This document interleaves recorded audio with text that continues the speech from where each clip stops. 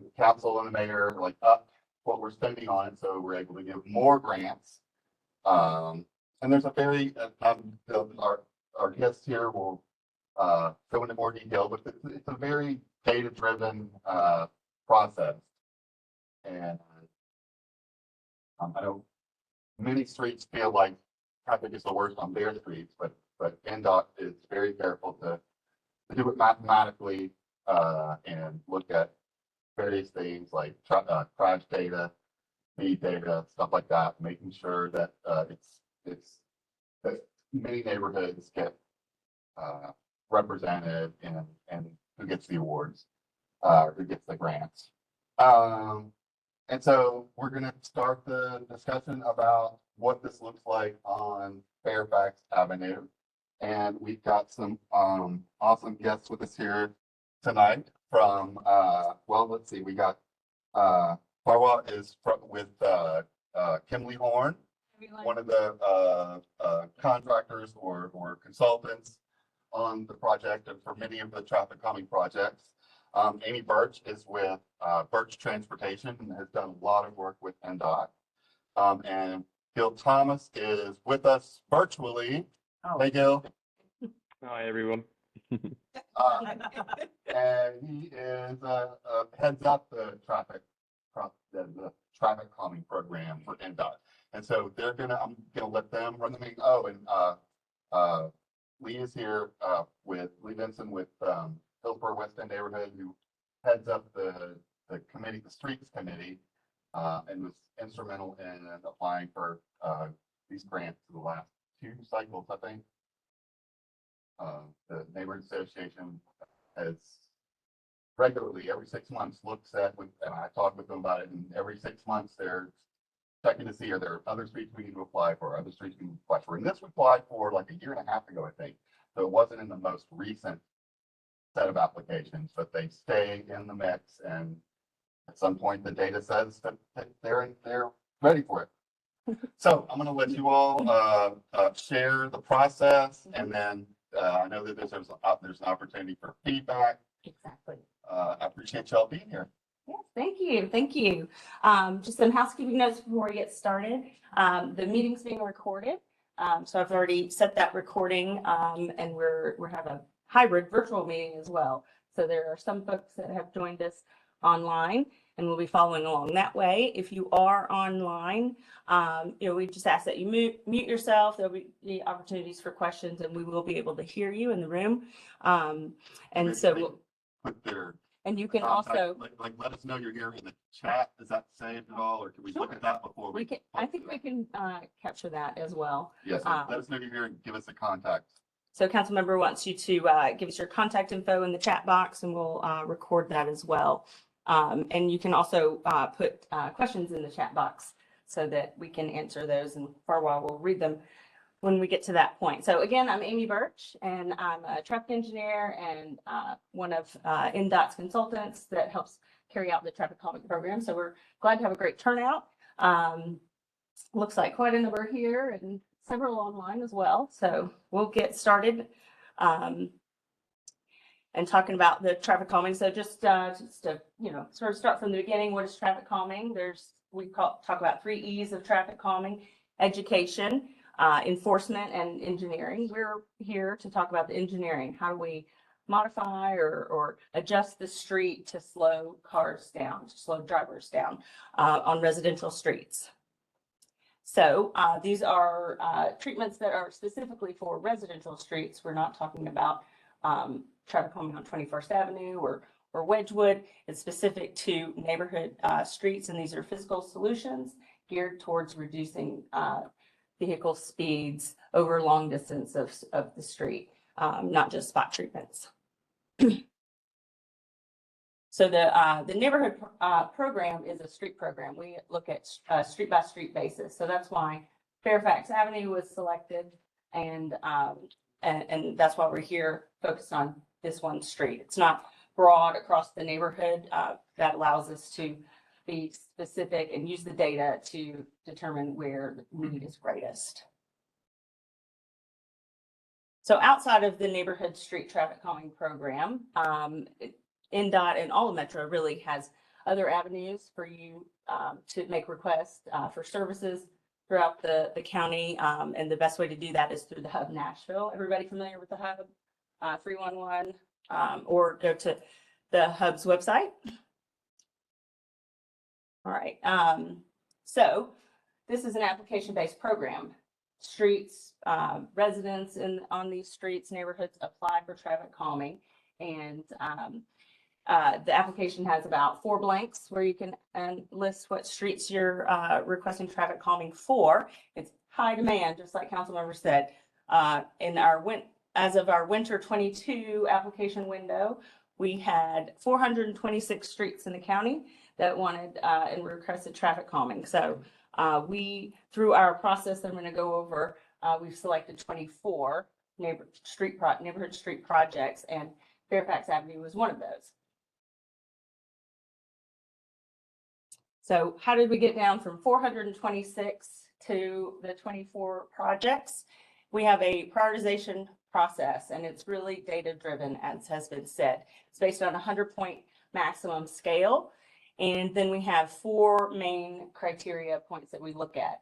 And we pull data points, we measure the speed on the street, that's worth 50 points. And then we also look at crash history on that street, that's worth 20 points. And then we have 15 points for active transportation. So are there sidewalks, are there bike lanes, things like that, where we would expect people to be using the street other than just vehicles. And then neighborhood destinations, that's also kind of goes hand in hand with the active transportation. The destinations might be schools and parks and greenways, universities. So that kind of factors in, and that's worth 15 points as well. So we look at each street based on this scaling prioritization. And that's how we got selected. So Fairfax Avenue was selected in this round of 24 that was selected. And I'm just going to give you some data points, just give you some perspective of what we saw on Fairfax. The 85th percentile speed was measured at 29 miles per hour. It's posted at 20. The speed limit is posted at 20. 85th percentile speed is okay. The 85th percentile speed is the speed that 85% of the vehicles traveling past that point are going that speed. 29 miles instead of 20. If you can mute yourself if you're on the virtual, that would be great. Thank you. And then the volume was about 2,300 vehicles per day. That's both the addition of both directions. Our street width on Fairfax is about 30 feet. And, you know, that's room for two travel lanes and the parking. And then, as you know, Fairfax has a traffic calming treatment on it already, the chicane that has been there for quite a while, as long as I can remember. And that's done with the alternating the parking from side to side and some striping. So we'll talk more about that later. But there were some other streets on this particular application that were not selected. I just want to point those out. So you know that the Blair Boulevard was applied for, Westwood and Bernard Avenue. So these streets would kind of remain in our program for a couple of years, and then after a couple of years, you can reapply if they haven't been selected. But we'll keep them in our program for now. So just this is a map of the study area. The green is Fairfax Avenue. Our study area, our selection is between Natchez Trace and 21st Avenue South. And so I'm showing this on the major and collector street plan map to show you that Fairfax Avenue is a residential street. I just highlighted it in green. It's not usually shown green in this map, but the other streets around the red streets, that's 21st and Blakemore, those are categorized as arterial streets. And then Natchez and Blair are collectors. That just gives you a little perspective. And then of course we're here at Aiken Elementary. So we'll talk about what traffic calming measures we use in this program. We're talking about the physical measures that we apply to the street. Speed cushions are our sort of bread and butter tool that we're using because they're highly effective. They're easy to implement in most cases, and we get a lot of great feedback from these devices being installed on residential streets. So these devices are rubberized. They are raised devices in a kind of hump situation, but these have gaps that allow for emergency vehicles to not be as affected. They have these gaps, and we assemble them in maybe patterns of 3 or 2 based on the width of the street. So they're modular, and we can fit them based on the characteristics of each street. So the one on the right is a set of 3, and the one on the left is a set of 3, and the one on the right is a set of 2. These will usually be installed with warning signage. So the yellow signs that will say speed cushion and an advisory speed of 20 miles per hour. They are 7 feet long and 6 feet wide. And the way they're configured, the width, while a large vehicle like a ambulance or a fire truck is not as impacted to go over them, they're still wide enough that passenger vehicles still are impacted by them. And the best way to travel over them is straight across, not like one wheel on and one wheel off. That's the most comfortable way to do it. But they're very effective. We will, these both pictures are showing just one set, but what we do is we'll space them in sets between somewhere around 400 feet apart so that we get a consistent speed along the length of the street. That's what we're looking for. Point is to slow them down at one point, but to say, hey, they're going to be serious with these, so Exactly. just keep the speed down. Exactly. So, if you can see the next one ahead, you're not likely to speed back up just to slow back down. So that's why we try to space them that way. There's a lot of things that come into play when we're trying to locate where these go. Location of driveways, street intersections, grade. Steep grade. We can't put them on steep grade. So those things will factor in when we get into the engineering design.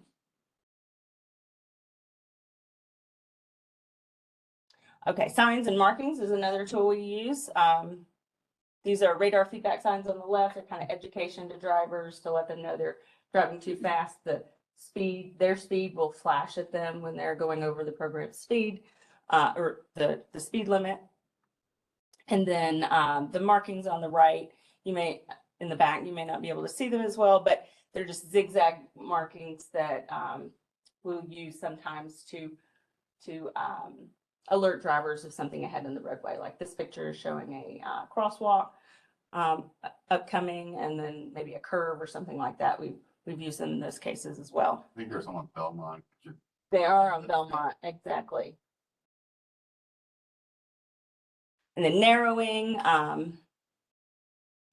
this picture on the left is kind of a wider lane that's just been striped out on the side to visually narrow the width of the street. This picture on the right is actually a road diet of 51st Avenue North in the Nations, where took the street from 4 lanes to 3 lanes and parking and a cycle track on the side. Speed tables, this is another vertical device, kind of like the speed cushions, but it's full across the width of the street and flat on top. So these are longer devices, so that it's a little bit smoother, whereas the speed cushion was more of a 20 miles per hour comfortable. This might be 25 miles per hour comfortable driving over it. They also have the markings showing the arrow directions, and they are, because they're flat on top, they're designed for your vehicle's wheels to kind of sit on top as you travel over it. Traffic circles, these are tools, you've probably seen them in 12 South. There's a couple over there. They're typically installed with concrete. There's signage associated with them. They're like a roundabout sort of, but a smaller roundabout, and meant to drive around them in counterclockwise form. They're effective at intersections, but it's often hard to find the right intersection that they're appropriately used. So we don't use them as much, but they're good tools at intersections and also sometimes need a series. It's one of those at Elmwood and 15. 15. Yeah. And chicanes. So we still talk about doing these. You're very familiar with these. So you alternate the travel lanes from side to side on Fairfax. It's done with the parking. Sometimes it's done with building bulb outs on side to side and creating a serpentines type roadway with the extra width. So those are our tools. I'm going to talk about where we are in this program and how our program works a bit. So like I said, we have an application process. Then we go through that prioritization that we already talked about. Now we're at meeting 1. We are enhancing with this round. We're enhancing our engagement with communities through our mailers. Did you all get your mailers announcing the meeting? Good. So we're trying to do more of the outreach on our end as opposed to leaning on council members and neighborhood leaders to get all the information out. But we welcome that help to advertise meetings and information about the process and the plan and all of that. But that's one thing that we're doing new. And at this meeting, we do have a concept plan that we've put together based on our experience, the data that we've collected and characteristics of your street.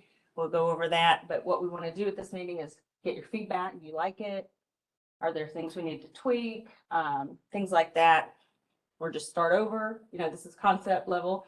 And then from this meeting, we will go into our design, get more detailed into that design and make adjustments based on what we hear and feedback we get from you all. And then we'll be ready for meeting 2. So we'll have another meeting. We'll work with you all to set that time, council member to set that time and date, and get the meeting cards out again. So you'll get another notice about it. And then we'll do sort of this again, maybe a more condensed format. If we don't need to go over some of the beginning part, we can focus on the plan. And then we go into our online ballot. And that's how we make sure that the program makes sure that there's neighborhood support for the project that we've proposed to do and work with you all to develop. And the online ballot is also another mailer. So we get a mailer with QR code and a tiny URL so you can access the ballot. It'll have a unique identifier. And what we're looking for with this ballot is it's over a 6-week window. So there's a start and an end. And we want, for the project to move forward, we want to see 66% of favorable votes from those that respond. So, basically it's not the full street. All the people on the street will all get the opportunity to vote. You can vote yes or no, but the goal is based on the number of respondents. And that policy was changed just a couple of months ago. I know Exactly. that way on the other end of the district and in District 17, there's a Gale Lane. I know one of the sections was heavy on non-owner, like the owners didn't live there. I mean, the owners didn't live there. Right. But it's even though it's still the owners that are the ones that get the card and the Exactly. vote. And so now, rather than it was 70% of everybody, on the list, and now it's 66% of those who respond. And it's not just respond. So is it just? It's not just the ones who don't live there that are. Everybody responsive. For the property, yes, it's the properties along the street. So we'll have a ballot zone. And all of those folks that are eligible to vote in the ballot will receive, all the property owners in that section will be able to vote in the ballot. And so we're looking for 66% of those that vote to be in favor of the project. So yes, your council member is right. The old way was very tedious, very hard. It was a challenge for neighbors and residents, property owners to get that done because it's a door-to-door knock, and the goal was 70% of all properties on the street. So we recognize that there are landlords that are absentee. their, all of that. So this adjustment is this round, and we're bringing some of our other neighborhoods along as we work through the process of making this change. But It was much better, thank you. yes, we think so. And the change occurred because, we got that feedback from the neighborhoods that we were working with and council members. So we think it's going well so far. I'm sorry, and do you know how large the balloting zone is? Mhm. Do you know where the perimeter will be? I have a map at the end. I'll go over that. But yes. And again, it is property owners that are eligible to vote on that. And then once we, if the project is supported and we get that support through the ballot process, then we'll move into construction. And what that is NDOT ordering the materials that would need to be installed on the street. And so that's about a 4-month process after that 6-week window closes. It takes a couple of months to get the materials in, and then a couple of months just for the contractor to get it in their schedule and get it on the ground. But so it goes pretty fast now. So are there any questions about the program or how we got here or any of that? I have a concept plan we can talk about, but I want to answer any other questions if you have any. Are there any on the chat? No? If it would be better later, that's fine. Mhm. But you went through some of the different options, with the speed cushions and then the digital signs and Mhm. like, because I know that transportation folks are very data driven, some point can you share which ones the data shows are more effective? My understanding is the speed cushions are much more effective than the traffic where you show people how fast they're going, that's not nearly as effective. Correct. I don't know that I have a specific number. We are within our program working on some around the town, on this town, where we've done these installations to try to do that. But just in general, yes, the speed cushions are more effective than the signs. One question. Yes. So this is from 21st Avenue to Natchez Trace. Correct. It doesn't include Natchez to 32nd. It's just That's our correct. section. Okay. That's correct. I think that section, put it in an application about a year ago. But it's a separate application. Oh, okay. I'm That's right. just curious about that. I was looking at that today. That's right. So we're talking about Natchez Trace 21st Avenue. That was the question. So why would it be a second application for the other portion?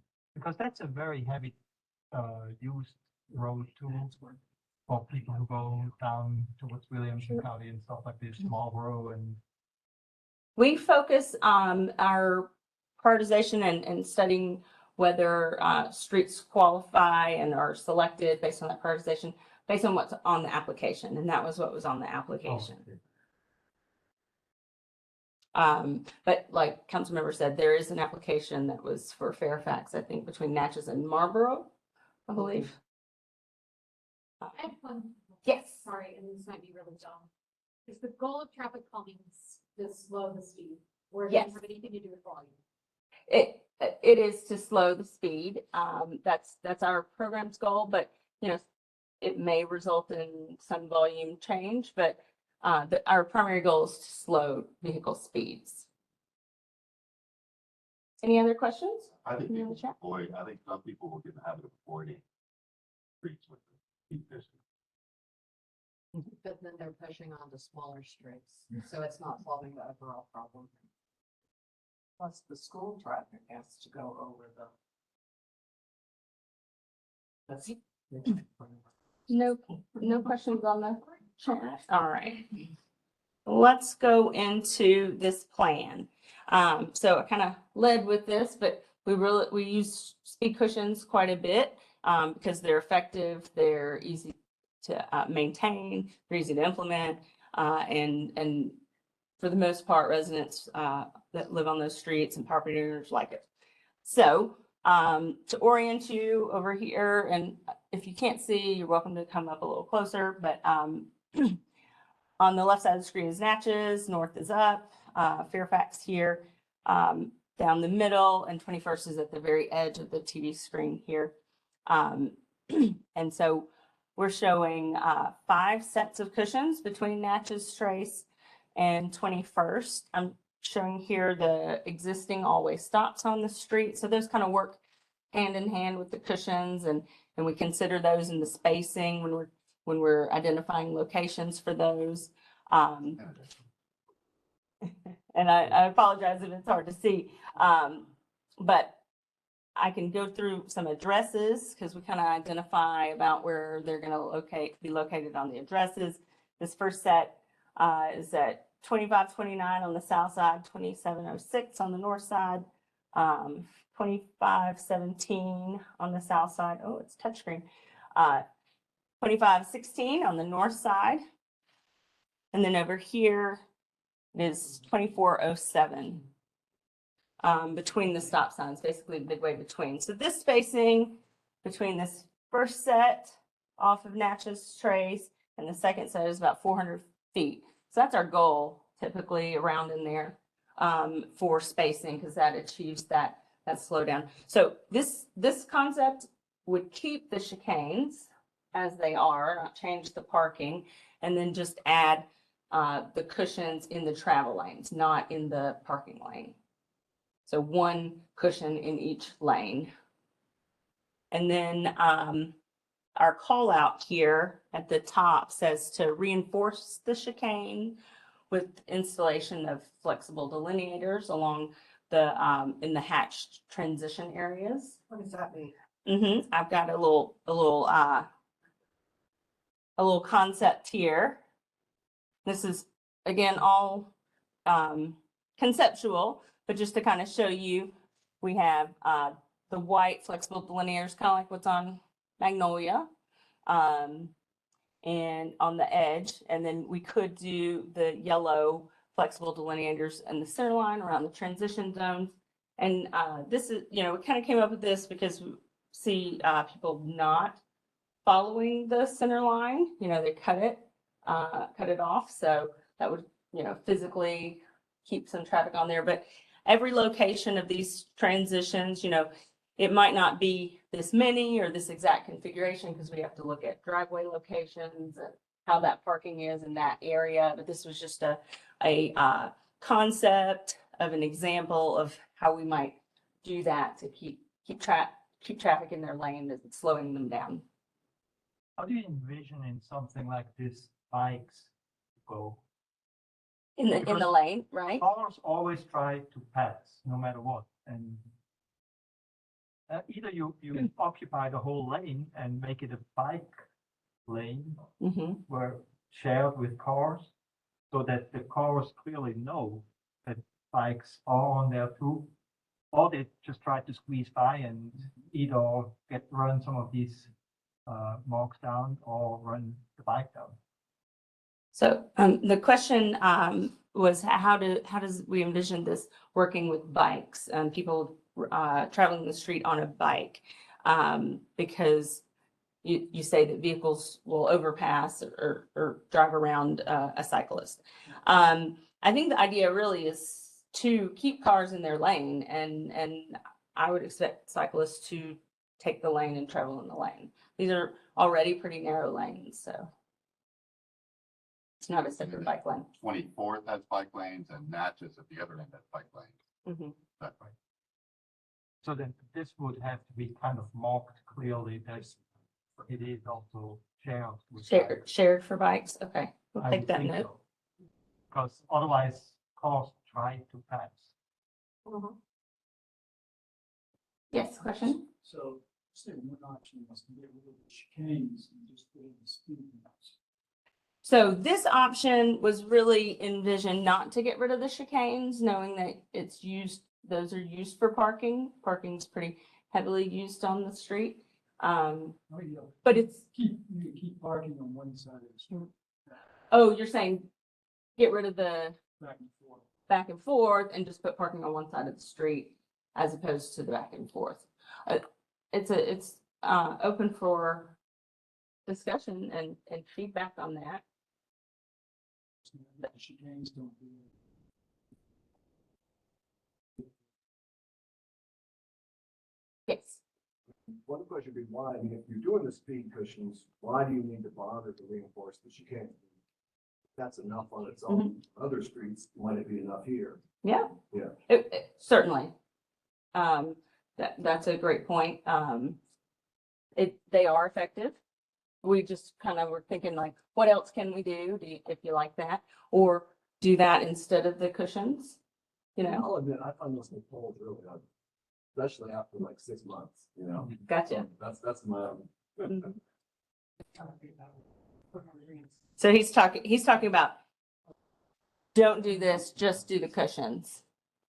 Maybe. Because on Belmont, they just run over those. Yes.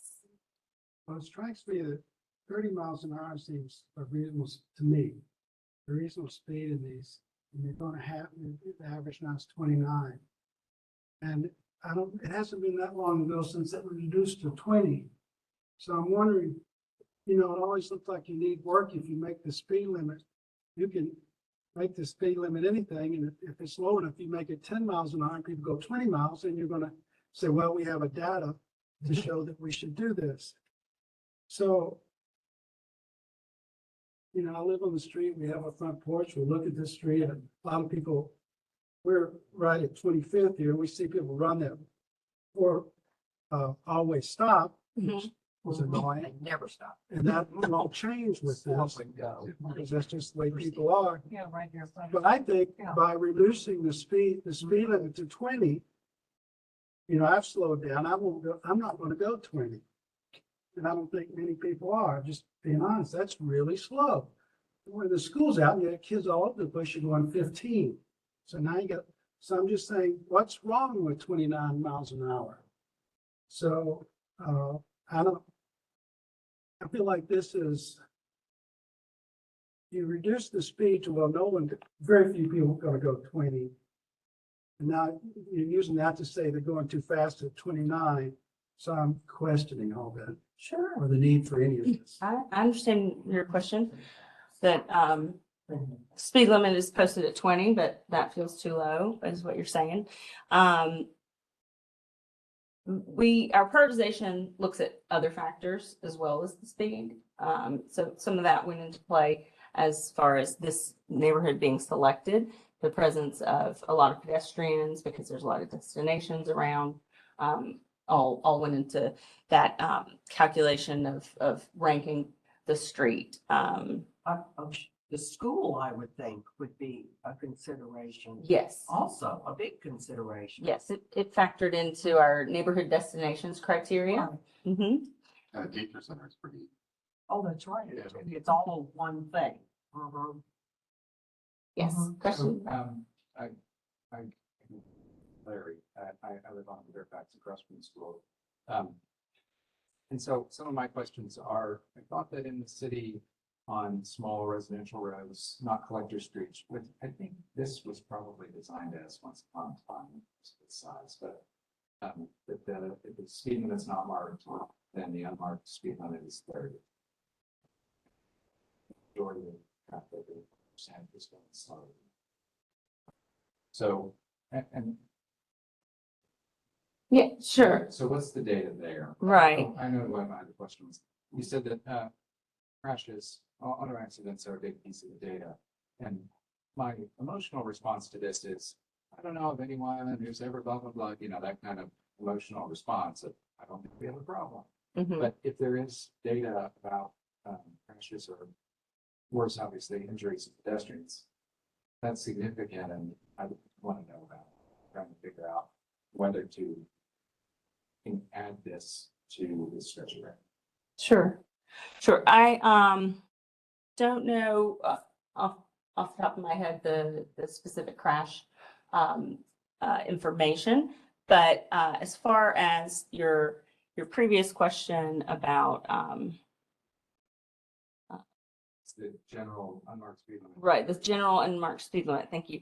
That so that has been reduced to 25 miles per hour in all of the urban services district for in Nashville from 30. So it's no longer 30, it's 25. And you're probably very familiar that your neighborhood was a pilot for the walking districts. It's, you know, it's clearly signed that way for the walking districts, and that was the pilot, and so it was set at 20 then. Yes. Okay, I have a concern where you have, between the two stop signs, you have the first barrier or first hump. Mhm. And then you have a stop sign, and then on towards Natchez Trace, you have another one. When we sit on the front porch, I'm telling you, between those two is where people, they don't stop at the stop sign and they speed up once they're coming that way, going towards Fairfax. I'm thinking that that 2517 thing ought to be more towards 21st to stop them from having that huge area, because you Oh. can't stand, you can't count that stop sign. Gotcha. Right. Well, we also have some grade to look at. It does start climbing between this location and going Wow. towards that stop sign. So that's one of the factors we're looking at. We can check and see if that we can shift it any further, but that's a great feedback. Thank you. Do you think that maybe a flashing stop sign would be effective? Well, I want to shoot out some fire. I mean, let me be honest, like I'm children at the school, I also have that thought, that I mean, that, you know, there are, as an additional measure, like, there are the stop signs that, you know, have the red blinking I'd light. like to think they don't notice it, but I'm really. We have a question in the back, and then we'll. I was just gonna say, we can put a speed cushion right past the stop sign. So since they're supposed to be stopping anyway, and then if they don't, they hit the speed cushion. I mean, Both of the, well, not the one at 24th, but this one has grade coming on both sides to it. So that's something that we have to factor into our location, and we do typically not put them too close to stop signs. So because they're supposed to stop at stop signs, but but if people aren't stopping there. Simply don't. yes. We live also right across the street, so we see the stop sign day, and I'm gonna give a lot of them the benefit of the doubt, that possibly not seeing the stop sign. Because if you're coming from this direction, you got cars parked. And lots of them park where they're not supposed to be parking. They don't see that stop sign, and then they're dealing with this stuff. So I think sometimes it's just overload. And I wonder if there's maybe ever on the street, because I really don't want a flashing light outside. But like something on the street that, like in white or something that says stop ahead or. Yes. Something. I think people are really thinking. Just flow through. Sure. We'll take that feedback back to NDOT. It doesn't necessarily fall under traffic calming because that's part of the stop sign and the traffic control for the stop sign, but we'll share that information. And I think, and Gil's on the call, Gil Thomas with NDOT, and so we'll I'm taking notes. share that information as well. So good point. We have a question on the chat, and then we'll come to you. Would it be possible for NDOT to take a closer look at the traffic pattern or situation at the corner of Fairfax and 26th at school drop-off and pickup? That has been quite problematic for many years. So the question is, in case they couldn't hear it on the online, can NDOT look at the traffic patterns with the corner of Fairfax and 26th that are caused by the school traffic and circulation? That's not part of our traffic calming program, but I might defer to Councilman Cash on that. Are we talking about how traffic gets stuck and at 7:30? I think so. Basically, well, Right. I come down and observed it, and I also watched St. Bernard do theirs in the afternoon. And I don't want to get too far away from traffic calming stuff, but I mean, part of it is that they don't let the kids can't unload. The kids can't go in the building until 7:45, but people start lining up at 7:30. Yes. So they're going to sit there for 15 minutes. I think that once we hit 7:45 and the kids are going in the building, it moves pretty quick. I mean, they're like, they got it down. It's just that there's this waiting It's like, come on. But there is after traffic all calming summer. during that period. Yeah. And partly, we used to have It is. four, Yeah, it's very we used to have calm four during that. crossing guards across this stretch, and we have like one. Now there's one. She's really nice. Yes, yes. She's lovely. She went out to the stop sign. She will. She'll wait you straight through the Yeah, stop sign. that's And true. if you're walking your dog, true. you've got the right of way. That's true. All right, we can talk about this more. Yeah, it's a whole Separate. different Yeah. subject. Yeah. Right, so that's a different subject, and I think we'll leave it at that. Any other questions? Oh, yes. So it's a related thing, I believe, traffic calming and enforcement. I know you don't want to really talk about the second D, but it is an important factor in calming. Mhm. Because if people know that the 20 miles are enforced, they will go slower than 29 because they're going to get a big ticket. So what is being done, or if they cross the stop, if they don't stop, they get a ticket? No, they don't. No, they never do. I know, that's why I'm saying. Enforcing would be a huge factor in calming. We can build everything, we can make the street crooked and whatever. There's always the maniacs that go 30 or 50 through those and look at it as a challenge. Right. What is being done in terms of enforcing, Yeah. which really, I believe, would actually calm it? Mhm. Because if they know that there is police every so often with the camera giving speeding tickets. It's cheaper to do the bumps. Yeah, I well, have trouble with enforcement because it's a person or two, These, just one person, one policeman, sitting there on 25th, watching people go by to catch them. And I think it probably happens once a year, I don't know, I guess the people yell a lot. But that's not gonna happen because we can't afford the policeman, so a little bit of rubber. But it's not gonna do anything. Well, I will, I probably won't be able to go 30 over the thing. I'll probably try, because I'm still not, what I would like to see is, y'all say this is data driven.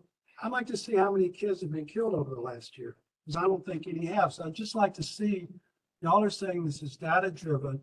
I think you should give to the community, the people on the street, the paperwork, like Mhm. how many you had crashes and what were the other things? Speed. Speed. Mhm.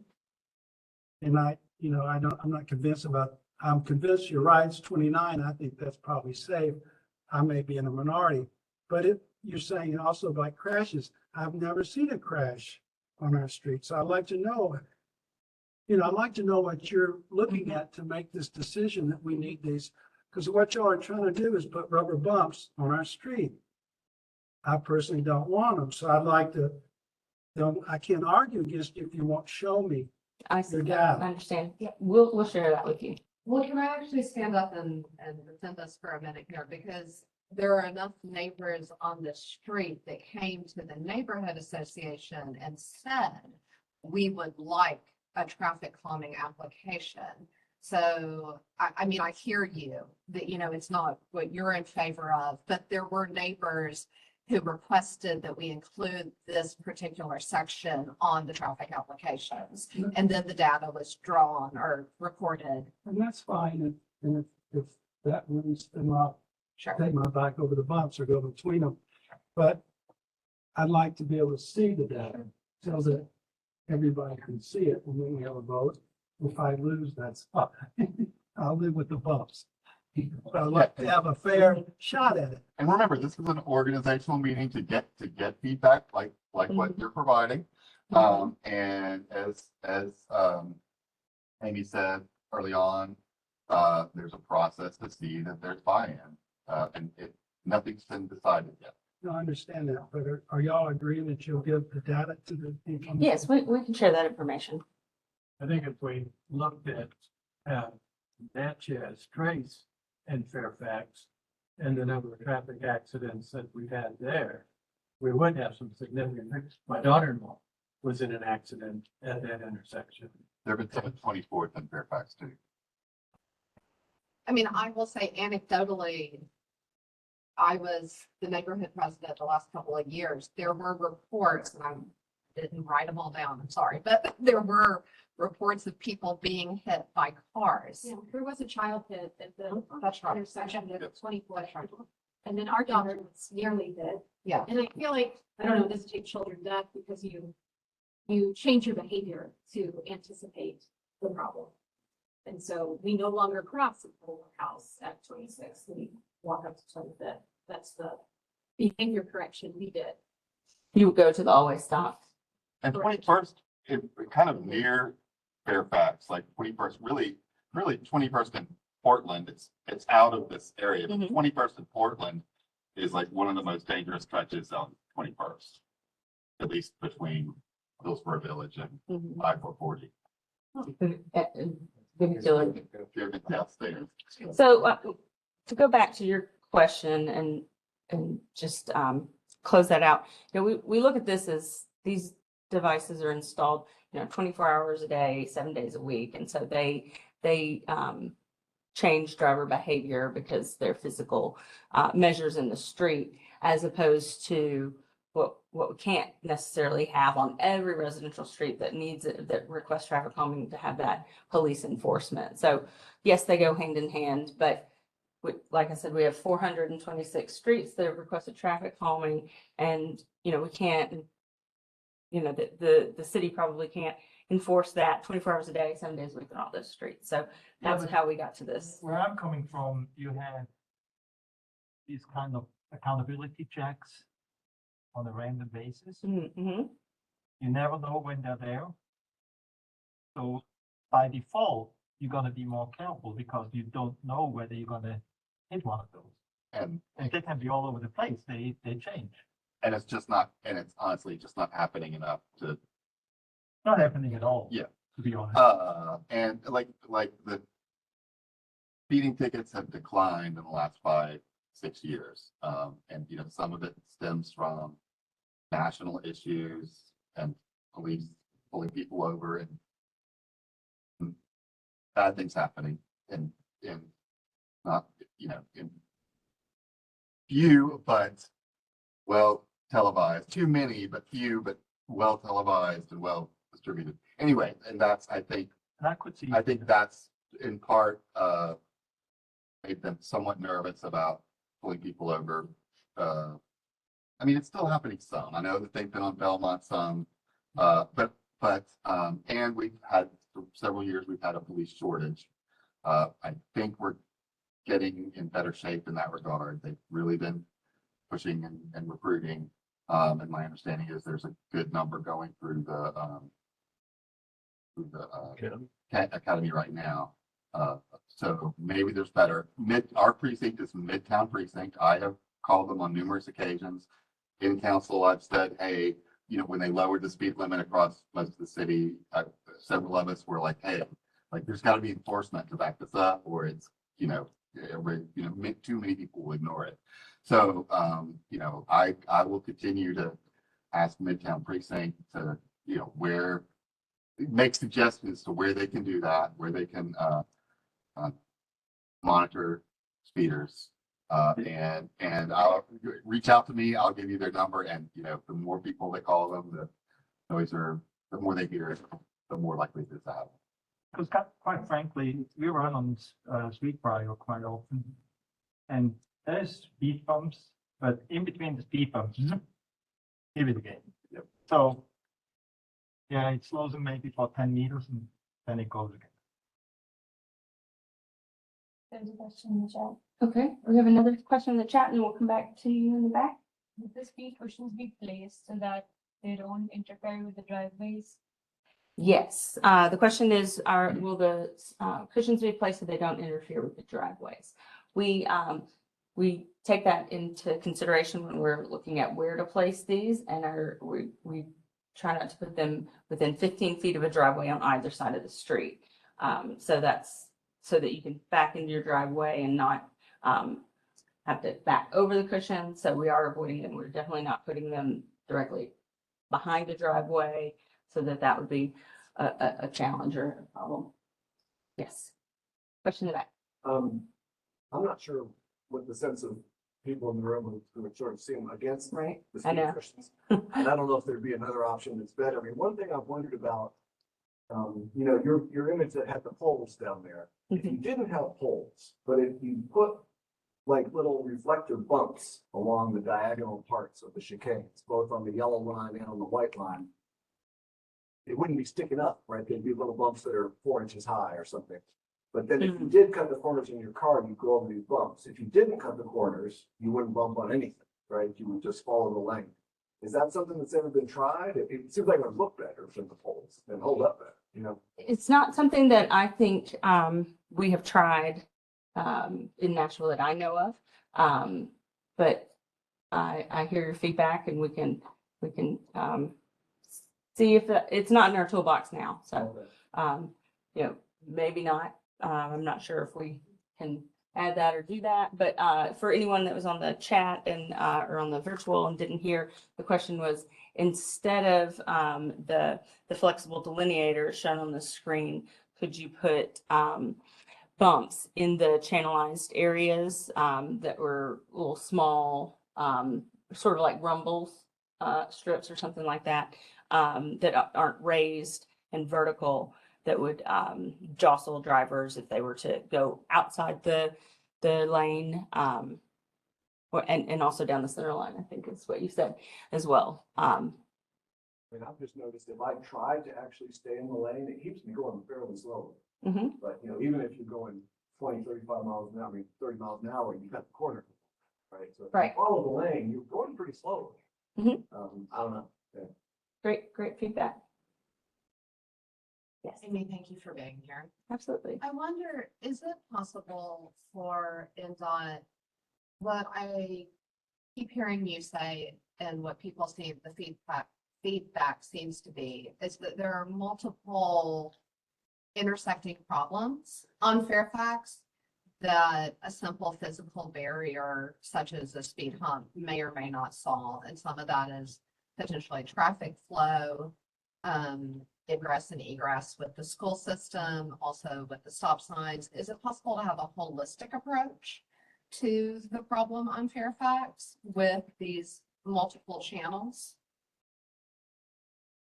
Yes. You know, I think, you know, I came into this thinking, you know, we've got these chicanes, which we use as a toolbox, but can we make them better? Can we make people abide by them? You know, the school problem, I'm not sure that we're gonna, with our traffic calming program, is going to resolve this, you know, school circulation. So, you know, knowing that on-street parking is used quite a bit on this street, and change of how that operates, you know, may cause, you know, maybe hard to get everyone on board with the same plan, because parking is very, you know, a high commodity on these streets. So, you know, we looked at it as approach of let's get this more enforceable, or you know, operate the way it's intended to, and slow vehicles down with some physical measures in the street. You know, I think you're speaking more to, you know, pedestrian accessibility, maybe. I mean, I just think it's all together, right? And if we're not talking about pedestrians and bikes and cars and this as the entirety of how we transport ourselves and our children, which is very important to me as a parent. We'll stand up for Aiken here. It is very important to me that we, you know, people run that stop sign, because what if my child, you know, everyone sees when the crossing guard is out there, but what if my child is leaving early? What if they're, you know, crossing the street for some reason? There are so many scenarios in which the running of the stop sign is just as important as the speeding, which is just as important as the traffic flow patterns, as bikes being able to use this safely. So I just would love, and I know that Gil's on the, hi Gil, I would love for us to think about this big picture rather than one speed hump is solving the problem. Yeah. I completely agree with what she's saying. Like, I've been in numerous you know, traffic calming meetings, and even way more requests than that. And this stretch feels different than Yeah. just let's slow the cars down, honestly. Mhm. And that's part of it, but it's complex. Mhm. Yes, and we look at it as, if we're slowing cars down, they can visually see more pedestrians, because they're going slower.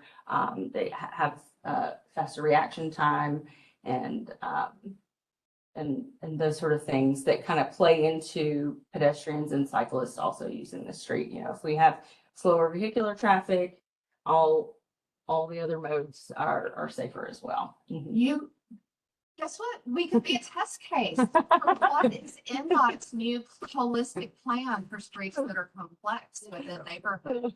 Well, I know that Councilmember Sledge in District 17 is working with NDOT about Waverly Belmont and some similar, not exactly the same situation, but kind of looking at it differently from other traffic calming. So I've asked him, I've learned a little about that from him, but That's not Wedgewood, Houston, Waverly, same neighborhood? No. the Waverly Belmont School on. Oh, the school. Yes, on 11th. And 10th. We'll share this back with NDOT, and I think, we'll take the feedback we've heard tonight and work on making some adjustments, to this plan, and we will, like I said, the way the program works is we have a second meeting. We'll present some other plans. We may be working with Lee as our contact, being the street organizer, street committee chair. Is that right? As we kind of develop and refine a different plan and work with you all that way. Yes, in the back, the very back, and I'll come back up here. Phil had his hand up. Well, you had on it. Apartments generate a lot of traffic from 24 east. So that complicates things even further. Because I'm out with the dog in the mornings, and there's a lot of people pouring out of those apartments to go to work or to school. And they're walking mostly? Yeah, a lot of walkers. And then, so I think it's really a unique neighborhood because of multi-family, and you combine it with Ronald McDonald, fields for school. And then Martin Center and Aiken School. Then the street is very narrow. Because originally it was called Jones Avenue. It doesn't really match Fairfax Avenue. They were just pushed together. So it's a very complicated stretch. Right. Some of the parkers are Vanderbilt employees. Vanderbilt mostly medical center employees that are parking and moving in, walking the last 4 to 6 blocks. Got it. Especially, you can look at the cars that we see there a block ahead on between 21st and 24th. Like those are only there during the day. Construction workers also. Yep. So yes, another question. So, I don't live in this section. I live at the corner of Fairfax. Thinking about it, and I like anything to calm traffic because neighbors are hearing me yell at.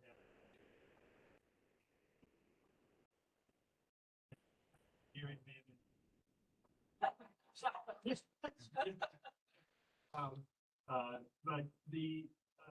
so I love any of this stuff. I give way to the architects about beauty. Like that, I get that.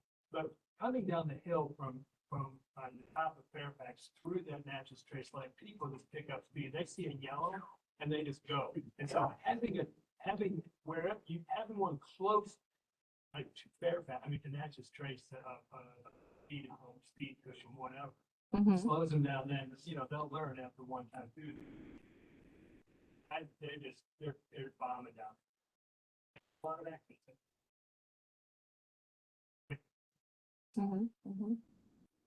Okay, so I have this up because I thought might sort of poll the temperature for do we just not like the flexible delineators? Is there a mix of folks, or I've heard some aren't in favor. Say you have a light.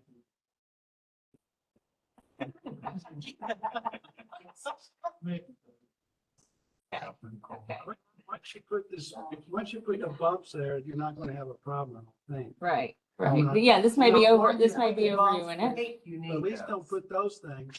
Okay. Okay, all right, so that sounds good. I think that's the feedback we'll go with. We'll check into the lower bumps that were raised from the back of the room. And we will do a little bit more, kind of overall conceptual about, where the pedestrian's going and what's that, key situation. Consideration for this always stop in the middle that is apparently not always, obeyed, from what I'm hearing from you all, and there may be some visibility issues that's separate from traffic calming, but we'll share that information. You can also put in a hub request about it to track that, but we can look into that as well. Yes. There was a mumble back here about, what about one of those little traffic circles there at, Fairfax? I don't know if that would work with the school.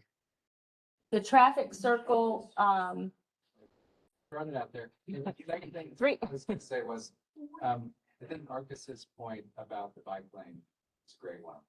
It is a narrow stretch, east of Natchez Trace and west of 24. Have the chicanes, and I passed them in a car on the way here. They were bikes, and I went across the yellow line. Give them lots of safe space, but that means I'm driving on the other side of the street. So it's possible that there's a bike lane is a piece of your solution that calms the traffic and narrows the flow. Slow drivers down while also giving safe space to bikes, and maybe that's something to consider. So, so we can coordinate with the walk and bike manager at NDOT about, any changes related to bike facilities. They may not fit. I don't know, just Right. I know it won't fit with the parking. If you keep the parking, bike lanes can't fit as well. But I think it's 25th going towards Vanderbilt. That's kind of what I envisioned, which has the big bike signs on the street, so it's a share. The Shero Yeah. signs, or markings, yes. And that makes me feel better if I take more space because I know that is not space enough for passing. Okay. And then they Yeah, just have to go through. we'll take note of that as well. Now, the other question, quick, about the bikes. What happens on the right side next to the bumps? Is that being cleaned by the city? Or is that going to be a debris field that's full of whatever glass and What happens on the outside of the cushion? on the right side of the cushion? Yeah. Right. So they don't, And they clean there, or is it going to be cleaned, or is that just going to accumulate all the dirt? Glass and whatever. so the street sweeping would occur between them. So I'm not sure about that because there's a curb there. We're going to Yeah. have black over. It would be for flat tires. Yeah. Too small, so we brought here, we get in those narrow spaces. Work the bike lanes. Mhm. But they're not going to come with those. The Demon Bruman, I'm not sure how narrow it can go, but there is a smaller street sweep for bike lanes now. We've got we've got 24th has bike lanes, Natchez Trace has bike lanes, and on the other side, 21st Magnolia has bike lanes, but there aren't any streets going perpendicular to those streets with bike lanes that I can think of, are there? So he was saying that Lakemore doesn't have. Lakemore doesn't 25th. have them? Nope. Blair doesn't have them? Nope. Shared road signs. Mhm. The way it is on. 25th. Works on smaller streets, just not heavier streets like Charlotte. Okay, any more feedback. So, I'll talk just a bit more about the ballot process. We're not there yet. We're still tooling this plan and working with you all, but just to hit those points again, it's a 6-week window.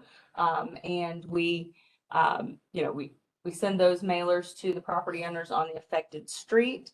And we're looking for a 66% majority of those respondents to be in favor of the plan. So when you get your ballot in the mail, you go online to complete it and you can vote yes or no. So it's not just a vote for it.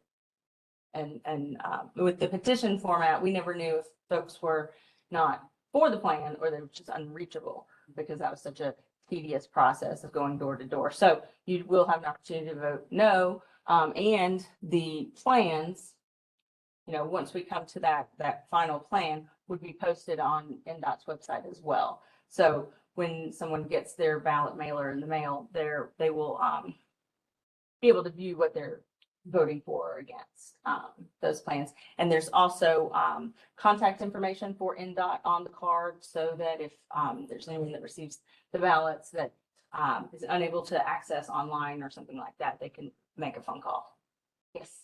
This is probably a better question for the second meeting, but the plan, if the plan includes more than one particular thing, can you vote against some and for some other part of the plan? No, it would just be a plan, one plan presented and one vote. Okay. Great question, though. And we only do the ballot for physical measures that are in the street. So if it is just signage or pavement markings, we don't necessarily do that ballot format. But if it's speed cushions or, speed cushions or the some change to the chicane or something like that, that would involve the ballot.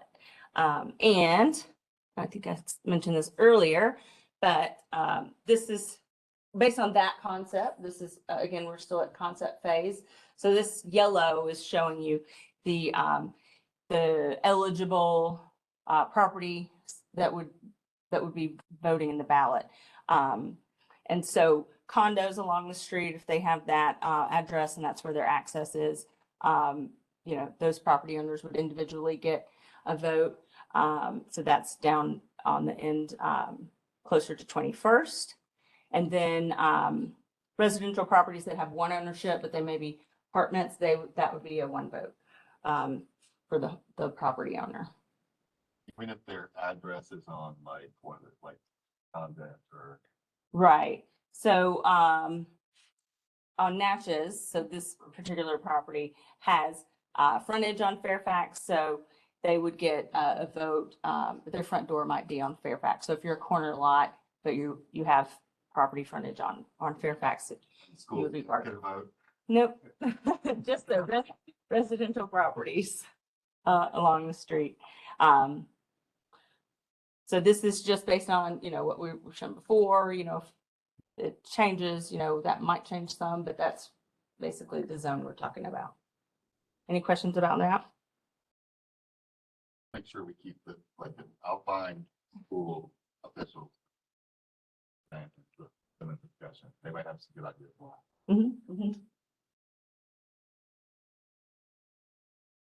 So I think we'll work with, our group within, we'll coordinate with more with NDOT about the plan, and then we'll be in contact with your neighborhood leads about, how that plan is shaping up before we come back to you with another meeting. But you'll get that notice the same way you did before. I'm sure the neighborhood will share that out as well as the council member, and you'll get property owners on that. In this zone, we'll get that. We'll get the notices, the postcards. You just share the data. Yes, we'll share the data. Your proposed plan obviously have the speed bumps, which you like to call cushions. Does it also have the sticks? This one did the sticks, but that's something we were showing as an option for the neighborhood, something to think about. But what I'm hearing pretty much more broadly is that that's not desired from the property owners on the street. But there was mention of the, on the, like the, on the ground, The reflective, Raised reflectors, yeah. we have not done those before, so, they're not in our toolbox, but I'm hearing this feedback and Riverside is that they have that. I guess I'm imagining something a little bit differently, but those are, yeah, the armadillos, they're more, they're big. Mhm. Why the cushions and not the tables? So the tables we pretty much reserve for higher volume streets, streets with faster speeds measured, and maybe higher classification streets.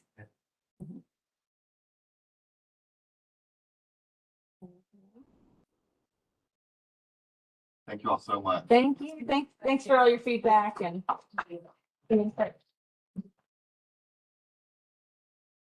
And I think everybody signed in, right? And I think we got an email from online. Thank you. Everybody else is like, fly.